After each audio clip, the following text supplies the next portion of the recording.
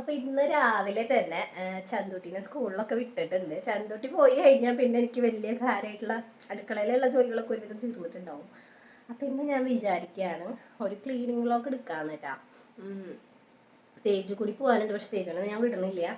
എനിക്ക് ഹെൽപ്പിന് ഒരാളുകൂടി ഉണ്ട് കേട്ടോ, ഒരാളിൻ്റെ ഹെൽപ്പ്.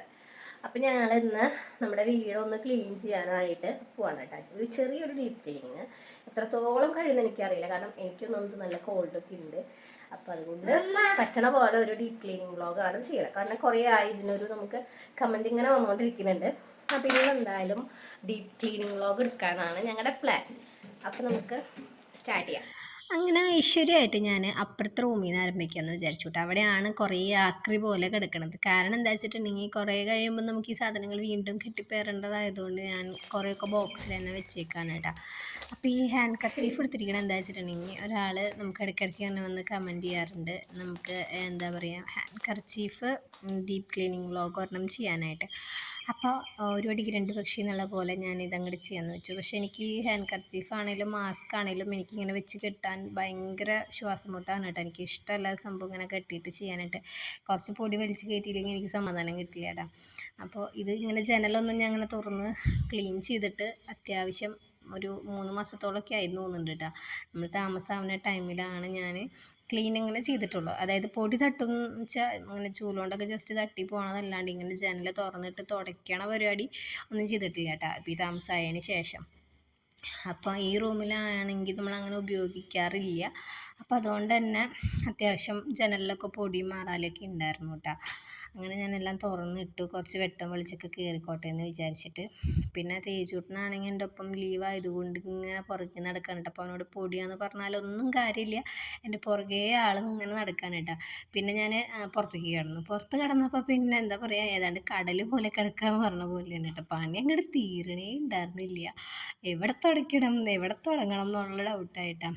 ആദ്യം ഞാൻ അകത്തുനിന്ന് ആരംഭിച്ചെങ്കിലും പിന്നെ കുറച്ച് നേരം പുറത്തായിരുന്നു കേട്ടോ. പുറത്ത് മാറാല കാര്യമായിട്ടില്ല, പക്ഷെ എന്നാലും ഈ നിറച്ച് അട്ടകളൊക്കെ വന്നിട്ട് അതിൻ്റെ ശല്യമായിരുന്നു കേട്ടോ. നടക്കുമ്പോൾ ഈ അട്ട നമ്മുടെ കാലിൽ കയറണ ആ ഒരു ഇതായിരുന്നു. അപ്പോൾ അകത്തേക്ക് കയറണ കാരണം ചെരുപ്പ് എപ്പോഴും ഇടുക എളുപ്പമല്ലല്ലോ. അപ്പോൾ ഊരിയിട്ട് ഇങ്ങനെ നിൽക്കുമ്പോൾ നമുക്ക് മടുപ്പാവും. അപ്പോൾ ഞാൻ ചെരുപ്പിടാണ്ട് നടന്നോളുന്നത്. അങ്ങനെ തേജൂട്ടൻ എൻ്റെ പുറകെ തന്നെ ഉണ്ട് കേട്ടോ. പിന്നെ ഞാൻ അകത്തേക്ക് കയറി.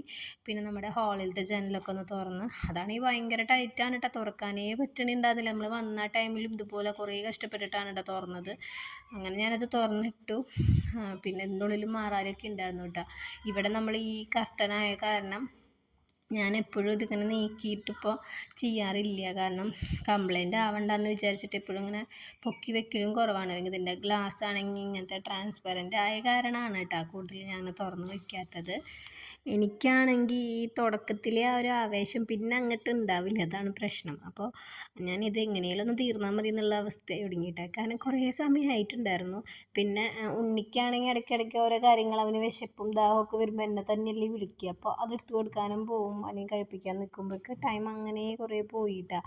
ലാസ്റ്റ് ബെഡ്റൂമിലേക്ക് എത്തുമോ എന്നുള്ള ഡൗട്ട് ഓടി. കാരണം ഏറ്റവും പ്രധാനപ്പെട്ട സ്ഥലം എനിക്ക് ക്ലീൻ ചെയ്യാൻ പറ്റാണ്ടാവും എന്നുള്ളൊരു ടെൻഷനായിരുന്നു കേട്ടോ. ഞാൻ അങ്ങനെ അവിടെ ചെന്നപ്പോഴാണ് എനിക്ക് ഒരു ഐഡിയ തോന്നിയത്, ഇതുപോലെ ബെഡൊന്ന് തിരിച്ചിട്ട് നോക്കാമെന്ന്. അപ്പോൾ നമ്മൾ എന്താ പറയുക, സ്ഥലമുള്ളതുകൊണ്ട് അങ്ങോട്ടും ഇങ്ങോട്ടൊക്കെ മാറ്റിയിട്ട് നോക്കാമല്ലോ. അപ്പോൾ കുറച്ച് ദിവസം ഇങ്ങനെ കിടക്കട്ടെ എന്ന് വിചാരിച്ചു.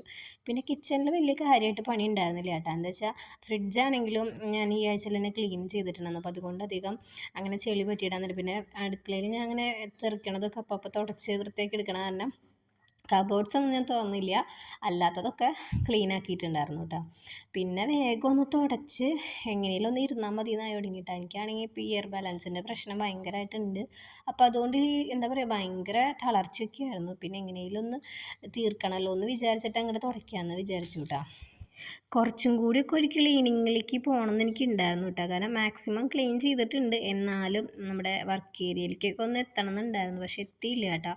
അപ്പോൾ അത് ഒരു വിഷമം. എന്നാലും സാരില്ല, അത്യാവശ്യം ഇത്രയും ഒന്ന് ക്ലീൻ ചെയ്തെടുത്തല്ലോ. പിന്നെ വിശപ്പിൻ്റെ വിളി ഇങ്ങനെ വന്നുകൊണ്ടിരിക്കുക. സമയം 2 മണിയൊക്കെ ആയിട്ടുണ്ടായിരുന്നു. അങ്ങനെ ഞാൻ വേഗം കുളിച്ച് ഫുഡ് കഴിക്കായിരുന്നു കേട്ടോ. അപ്പോൾ തേജൂട്ടിന് പിന്നെ ഈ പറഞ്ഞ പോലെ ഇടയിലിടയിൽ ഓരോന്ന് കൊടുത്തിട്ടുള്ള കാരണം സമാധാനമായിട്ടുണ്ടായിരുന്നു. അങ്ങനെ ഉച്ചയായപ്പോൾ വേഗം ഫുഡൊക്കെ കഴിച്ചു. ഇനി കുറച്ച് നേരം റെസ്റ്റ് എടുക്കണം ആക്കണം. കാരണം 3:30 ആകുമ്പോൾ ചന്തൂട്ടിൻ്റെ സ്കൂൾ വിടും, അങ്ങനെ അവൻ വരും.